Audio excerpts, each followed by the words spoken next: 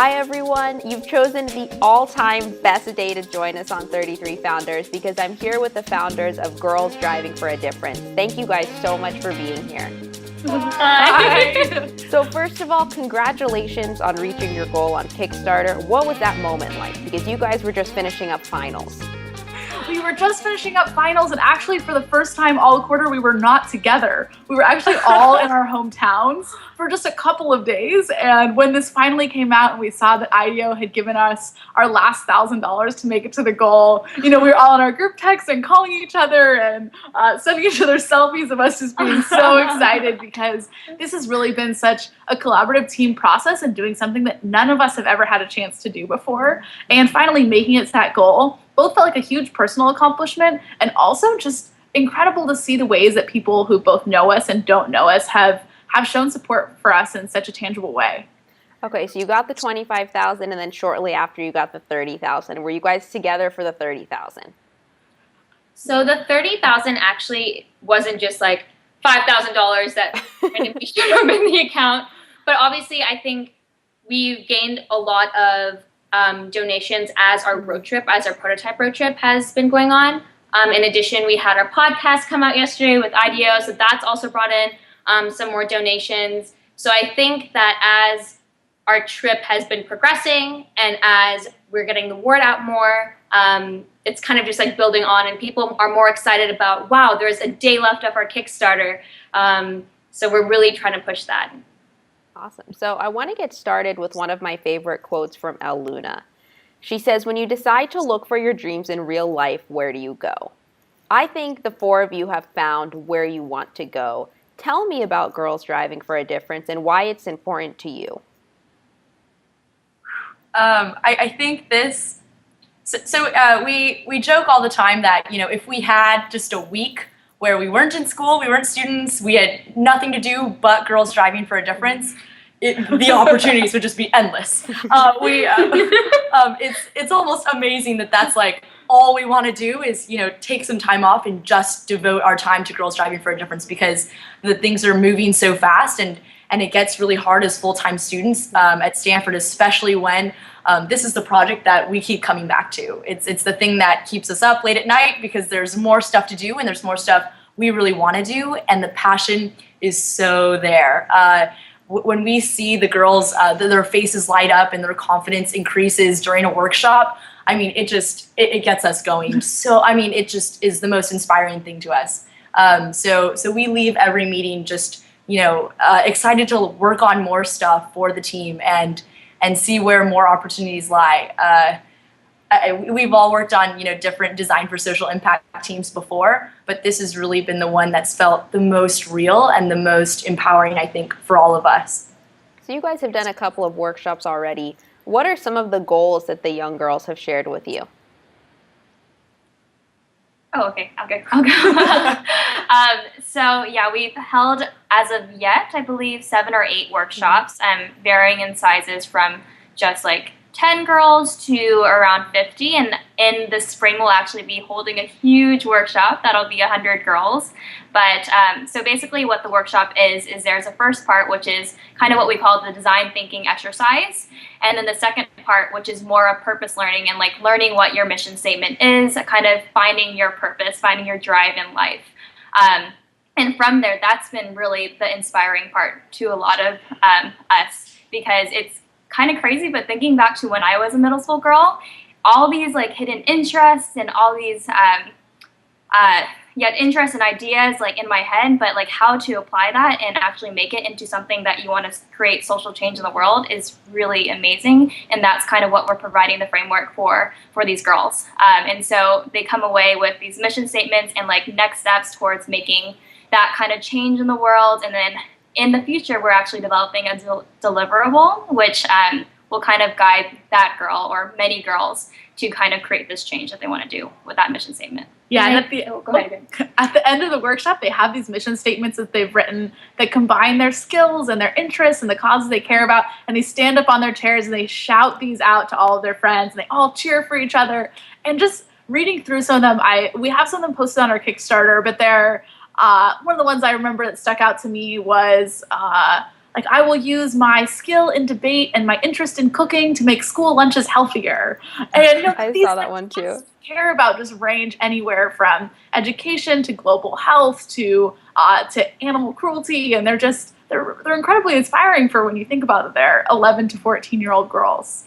One of my favorite ones was creating blankets for the animals at the animal shelter so they wouldn't be cold. Yeah. I love that one. One of the things you guys do that's really different that I'd never thought of until I was introduced to your work is you don't go in and say, hey, what do you want to do when you grow up? Because if someone asked me that now, my palms would get clammy and I'd be like, I don't know, I'm just trying to figure it out. Why is that not the best way to approach this, especially with the design thinking mentality? Yeah, this is something that I feel, and I think our whole team feels super passionate about, is that asking girls what they want to be when they grow up, it just isn't a question that we feel is empowering. If anything, it's constrictive. It asks them to choose a predetermined position that already exists in the world that they can just adopt or assume later in life. And really discovering what you want to be is more of a challenge that we like to see as, discovering the change that you want to create in the world, and then figuring out how you can start to begin to achieve that dream today, and making those first steps now. This is a process that should be about exploring what drives you. Oh, bless you. Sorry. And figuring out what that drive is and what your passions are in a way that feels like a conversation rather than a demand for an answer. And so that's one of the questions that we really try to ask in a constructive way and in a way that feels comfortable and fun for girls, rather than, tell us now you gotta, are you gonna be a doctor? You have one choice. And even now, I mean, I'm a graduating senior from college, and like, this is growing up for me. And I came into this year not really knowing still the answer to that question of what do you want to be when you grow up. And for me, Girls Driving for a Difference has been the answer to that. It wasn't a job that already existed, and I can't imagine another job feeling as fulfilling and right for me right now. So it's really, it's so validating that this process is something that works and is incredibly inspiring and empowering, because it's so at work in my life right now. I see it every day. I want to touch on that idea in particular, Jenna, because I don't think enough people know what design thinking is. At first, I literally thought it had to do with design when I first started working. Tell us about design thinking, and you can even just give examples from your own life with how you apply it. Yeah. Natalya, do you want to go ahead? Yeah. So design thinking, I think of it as a process and a toolkit that can be applied to any problem-solving challenge. So personally, through the classes I've taken, I have used design thinking to help the fast food industry achieve cost efficiency or something like brand conservation. But then in a completely different class, I used design thinking to help come up with college programming for undocumented youth. So those are two very different kind of problems to solve. And I think what's unique about design thinking is that it really focuses and targets the user.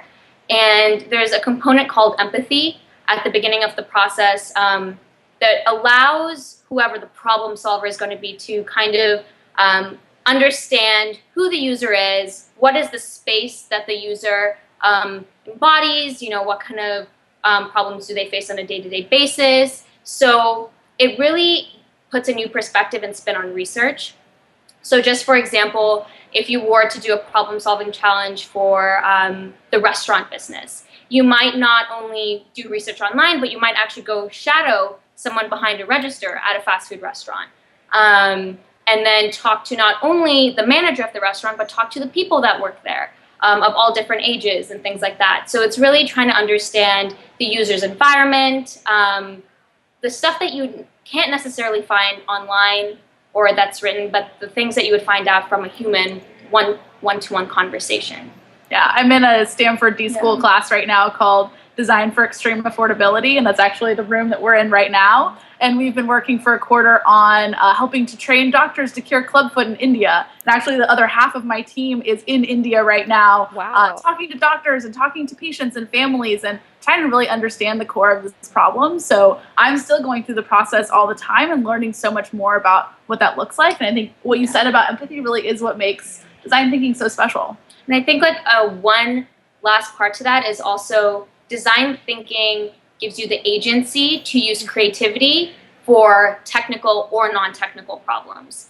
I think sometimes creativity, we kind of put that in like, that's artistic, that's in the realm of like the artsy world. When it can really be used and give you the confidence and the toolkit that's required to solve any type of problem. So yeah. When it came to designing and building Girls Driving for a Difference, how did you use that framework? Because I know empathy with losing voice was a big thing for you guys. Yeah, so it's been a really long process of applying design thinking to our own project that teaches design thinking. Which has been really fun for us. Yeah, super meta. Every time we run a workshop, we are constantly gathering feedback and seeing what works, what doesn't, what do we still have questions about, what really stood out in the workshop, what surprised us, and then taking all of those insights into prototyping maybe something completely different, like later tonight for our next workshop with the Boys and Girls Club, and being open to that flexibility and the fact that we're not going to come up with a workshop and have it be perfect the first time. This is something that should be constantly changing and just getting better over time as we learn more. Our whole team has gone through the process with a really open mind, just in figuring out, hey, if it's not working, let's change it and let's figure it out and brainstorm more together.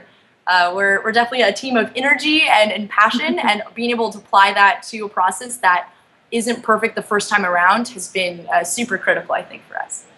Also, it's not like we have one user. Although we do have that user group of middle school girls, we kind of span across different demographics, like go to different communities. And so for each workshop, it's kind of, it's actually catered and parlayed towards them. And so that's a really important part of like how our workshop runs, is that it really works for that group of girls to make them inspired. And so we just came from a prototyping session, where we kind of prototyped for this specific workshop that is going on tonight, which is a little bit different, which is for high schoolers, and it's interesting to see how it's different from a middle school girl audience. And so it's very different depending on what community we reach. So it's clear that you guys aren't going to have a carbon copy that you go and you run the same workshop every time. So that has a lot to do in itself with design thinking. How do you maintain and hold yourselves accountable to use design thinking? Because a lot of times when I figure out a way to do something, I'm like, I'm just going to do it like this every time because it works. And that's not the right way to do it. It's the easy way, but it's not the right way. Yeah, I think our team has found a real joy in switching things up. We kind of like to keep things on our toes, and if a plan, I think that I think we like it. I think we like to change things up, this summer in itself is going to be kind of an adventure, to say the least. Just a little bit of an adventure. Driving cross country to all these states that we've never been to before, new communities, new faces all the time. It almost feels fitting, I think, that the workshop changes with us. We'll be changing and learning so much along the road. Every environment will feel completely new, and I think it's a nice idea that the workshop also, the structure of the workshop reflects that and stays really malleable as we go through the summer. Let's dive into the structure of the workshop. You're walking into a classroom and there's a big group of middle school girls there. What's the first thing you do? Because I really like the first exercise. So the way that we've run the workshop so far, we're still kind of experimenting with what this looks like, but has been a stoke activity, which is basically a team activity that you do to really get the energy up and also hold some deeper meaning that teaches them something about the attitude with which you approach design thinking and leadership yourself. So the one that we ran at the last workshop is a counting game where you get into a pair with another student and someone you don't know, and you're given the challenge to count to 3 together, which when you first start, it sounds like that should be really easy, but you're counting off kind of back and forth, and we add in some different rules and constraints into it, and the big thing is that we have them celebrate when they fail. So when you mess up as a team, you throw your arms up and cheer, and we have a little bit of a conversation after that about what it does mean to fail and to celebrate your failures, because that's something that as you go into middle school, being perfect and doing things right the first time is a huge pressure. And so we like to both get that energy up, get people to get to know each other, and start to introduce that idea very early on. And that's just the first 15 minutes of the workshop. How do you guys throw your hands up when you fail? What? How do you guys throw your hands up when you fail and not get bummed out about it? It feels really counterintuitive at first. You're like, oh, why am I smiling and saying, I failed? And, it's something we do in the D.school all the time. And the first time you do it, it feels totally weird and out of place. And the second time you do it, it feels a little bit more natural. And at this point, we love to do it with students, and I think it brings us a good amount of joy too, just to be able to put that emotion of joy and just it's okay thing, life goes on with this, a feeling that can be really horrible. To fail at something can be so upsetting for some students, and it's like making mistakes can be fun because having a problem with an activity is really just an opportunity to explore it and become more comfortable with the process of risk taking in a creative way. So yeah, I remember the first time we ran, just a month in, we ran our first prototype workshop, and I remember coming out of it feeling so energized because even though kind of a lot of it hadn't worked perfectly, we still had so many opportunities to make it better, and I really did have that feeling. It was like, it's okay. Yeah, cool. That didn't work. We know a way that it'll work better. So now that you guys are starting to figure that out, what are you most excited about for this summer? I want to hear what everyone's most excited about.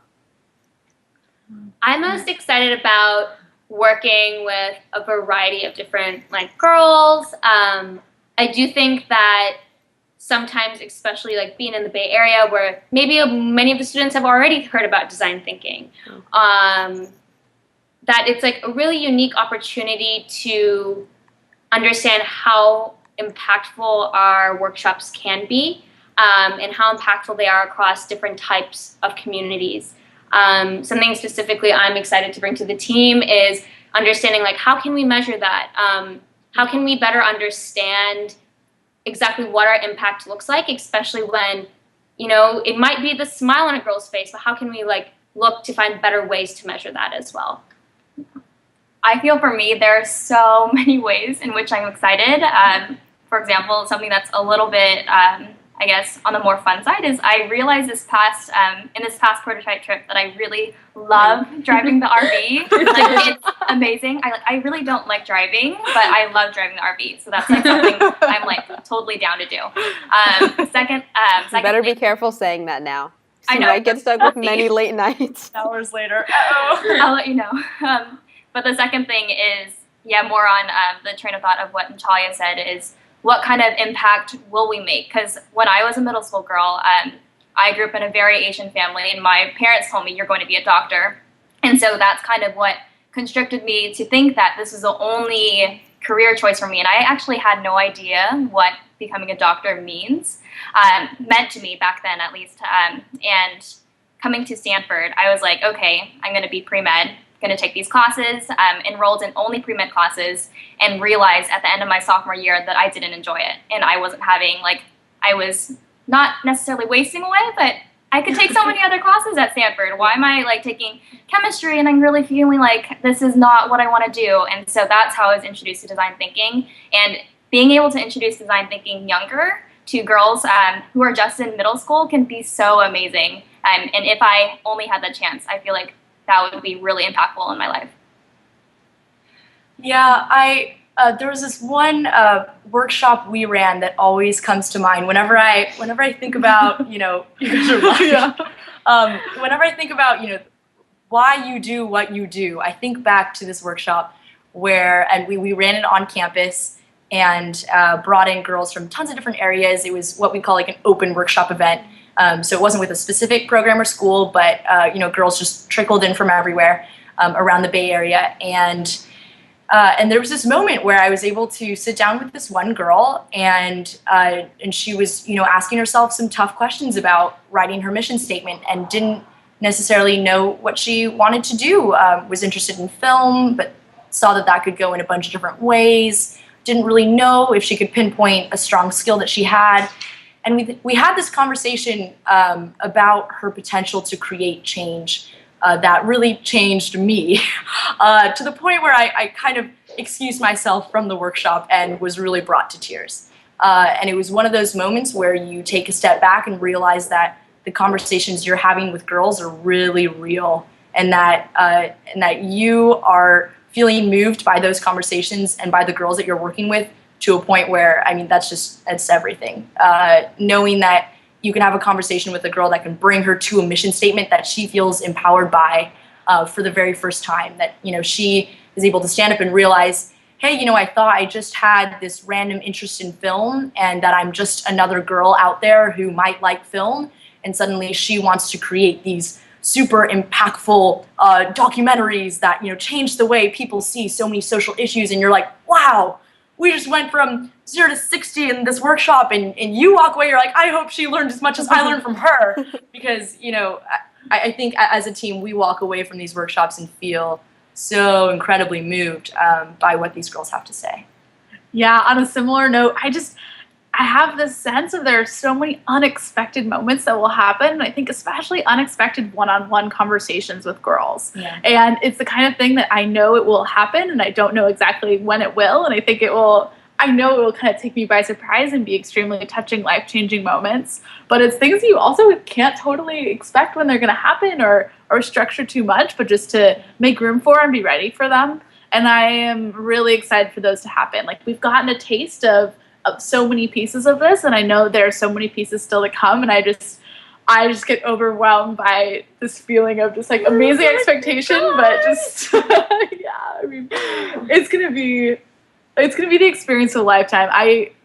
I know that we're gonna be different people when we come out of it, and that's also something that you can't pinpoint exactly the ways that will change you, but you can see the ways it's changed us already. And I've grown so much as a person. I cannot wait for that moment in September when I can look back and kind of see this timeline of all these things that we've all gone through and the ways I've seen the three of you grow and the person that I've become by that point. Oh my God, now I feel like my heart's so heavy and I'm overwhelmed. I want to go on the road trip. But I know, on the road with us! I love what you guys are saying, because it shows how much this has impacted you already. So you're not doing this, Jenna, you've said this before, like, this is not a school project. You're doing it because it's what you're passionate about. If you had to choose a single way or a single message that you want to give to each of the girls you're working with, what would it be? So you guys can each go around. It's kind of a heavy question, so. Okay. If we each go around, yeah. Okay. Do you want to start? Yeah, okay, I'll start. I guess the message, I might not be able to quite articulate this right the first time, but it's very much a feeling of like, just do it. Just start doing the things that you want to be better at. Start trying to make the changes that you want to make a change in, because that's how you're going to learn about yourself. That's how you're going to meet the other people who care about the things that you care about. And that's how you're going to lose those restrictions that you have, is just by pushing against them. Just follow the things that really interest you in the moment and see how you can apply them to the rest of your world. And just don't, it's kind of a cliche, like, don't let anyone stop you, but really, like, But don't. Yeah, like, I don't know if at the beginning of last year, one of my friends told me this recently. He's like, if I could tell junior year Jenna that this is what you would be doing now, your mind would be blown. And I'm just like, those are the sorts of things, like, just go for it and do it, because that's what you're going to learn from. And even if it doesn't work out perfectly, it's going to be a life-changing experience. We found that middle school is an age where a lot of girls care about what it means to be cool, what it means to be popular, or how they should act, and those social dynamics become really important at that age, and they're exploring their identities. And we think this is like a really critical time period to be able to sit down with them and be like, hey, we said in our Kickstarter, so I'm kind of cheating, but I'm saying it again because I believe in it. And it's that being a girl and being a leader is the coolest thing ever. If I thought that back in middle school, yeah. I think that would have taken me completely through high school and college in an even more empowering way. Even just thinking that being a girl is the coolest thing ever, and that being a leader is the coolest thing ever. Being able to bring those two then together is like such a killer combo. And we, if there's one thing I can tell just one middle school girl somewhere in America, it's that if you believe in your abilities to create change as a girl and want to be a leader and think that's an awesome thing to do, you're set. You know, you're really set for life. I think for me, personally, thinking back, even if I had an idea in middle school, I would be bogged down by the idea that I was too young. And kind of echoing, what Jenna and Katie said, it's not, you shouldn't be limited by your age. If you're a girl and these things that you're thinking in middle school, and really taking that as an advantage instead, that you're starting early, and also taking time for yourself to think about what you really enjoy and what your personal interests are. I grew up as a pianist and as a doctor, maybe, but like maybe those weren't the two interests in my life. If you think about it, those aren't really interests. Yes, I'm interested in music. Yes, I'm interested in maybe medicine, but like that's something that was crafted by my parents. What do I want to craft personally? Yeah, and just kind of echoing, I guess, everything they're saying is this idea of like age should not be a restriction, and the skill sets that you have now or the interests that you have now can be formed into some sort of social impact project or social impact goal that you may have. And, something we were talking about was, well, what if these girls don't really know what they're passionate about now? That we want them to walk away with a sense of something that, if they don't already have an idea, something that they could be passionate about. And I would find that even more empowering to have a girl walk out being like, I didn't know about anything, beforehand in terms of like, what am I passionate about? What do I care about? And I have a better sense of that. And so I think we really want to drive that home. All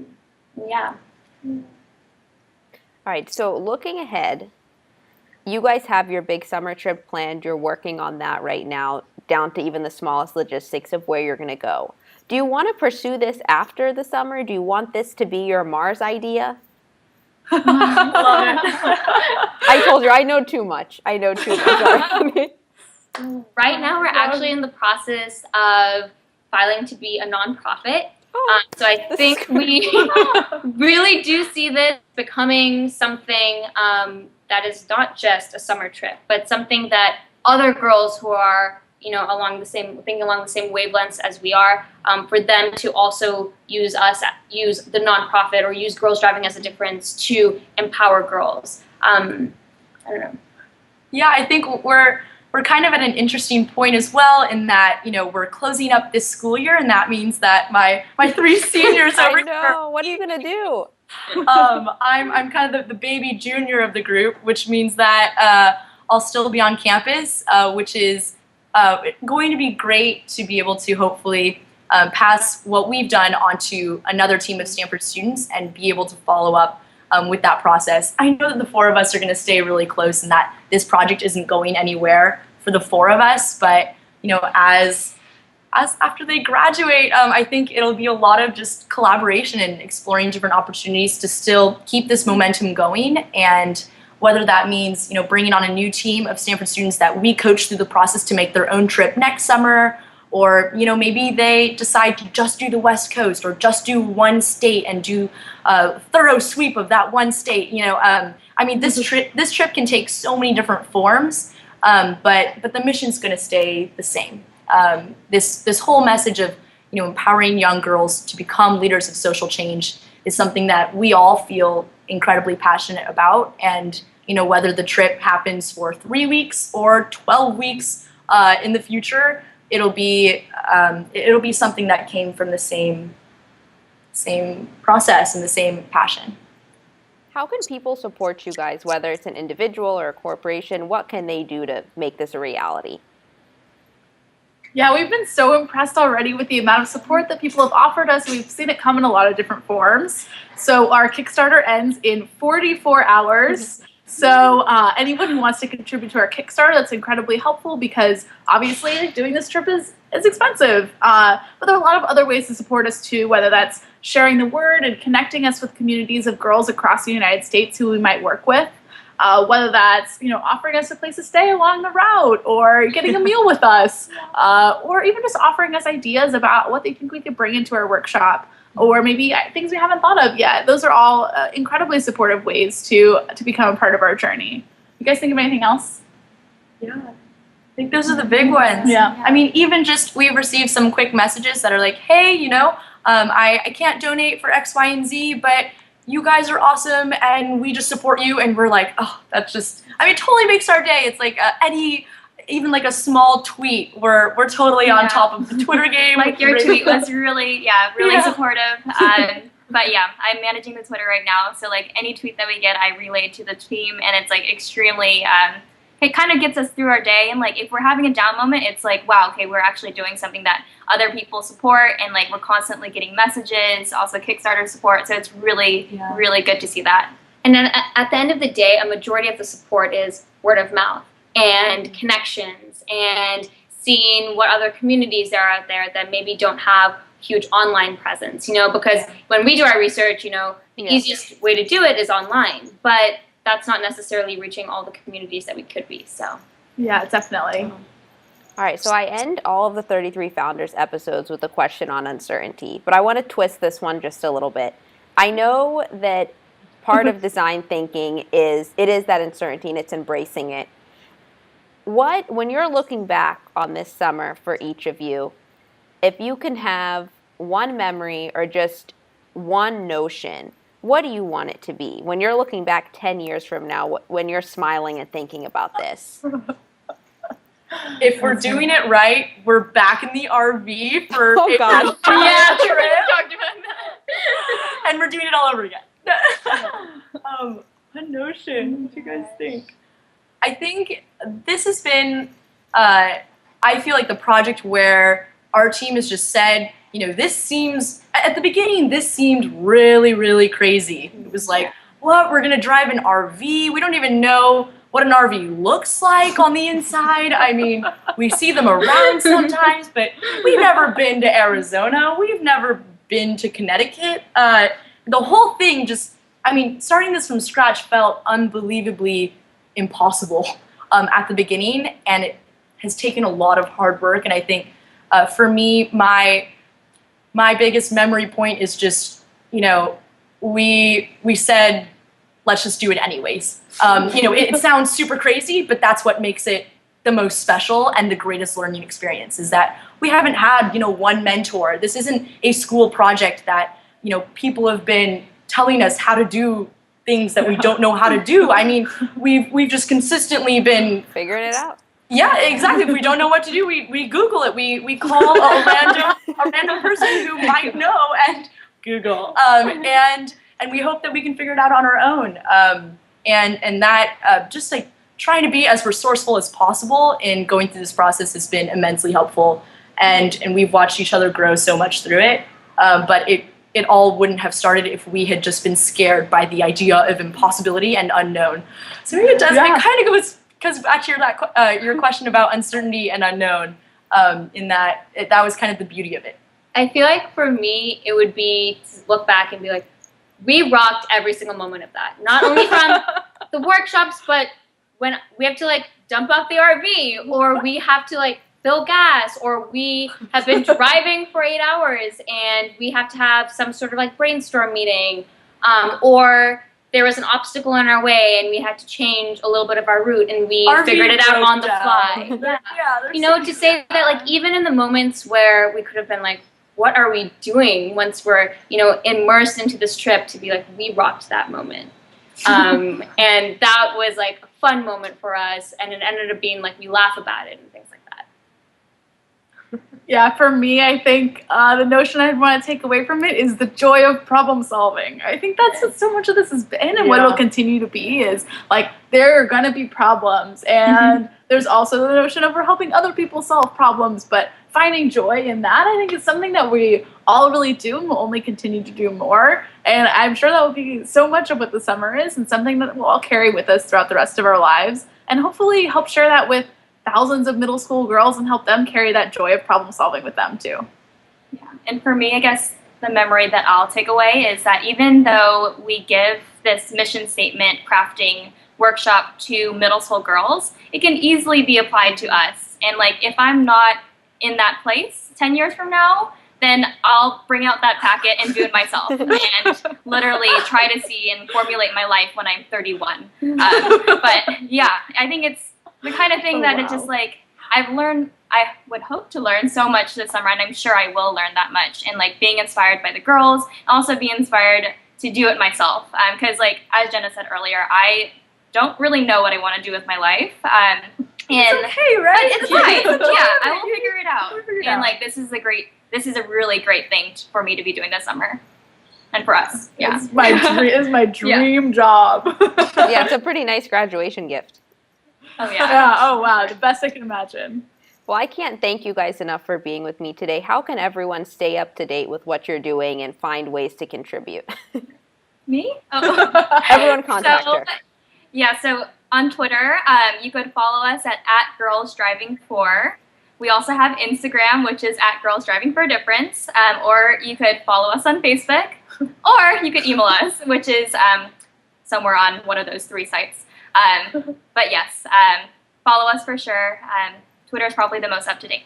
We'll be posting tons of girls with their mission statements all over Instagram and just celebrating the dreams that they have, and would be super excited to share that with anyone. Our website also has any information that you would need to get to any of those, and to continue to support us. We'll be updated with our blog throughout the journey. Natalya just wrote a great blog post. Blog post. Just Google search us. Girls Driving for Difference. When was the blog post? I missed it. I've like seen everything. Was that recent? It's 2 days ago. It's Or going today? to be live. It's under the It's blog live. tab on the website. Okay, now we have to go because now I have to go find it. Yeah, the blogging is new. We decided to really start getting in the habit of doing that on the trip, and continue to keep everyone up to date in a little bit longer form. Awesome. Well, thank you guys so much. Thank you. Hi.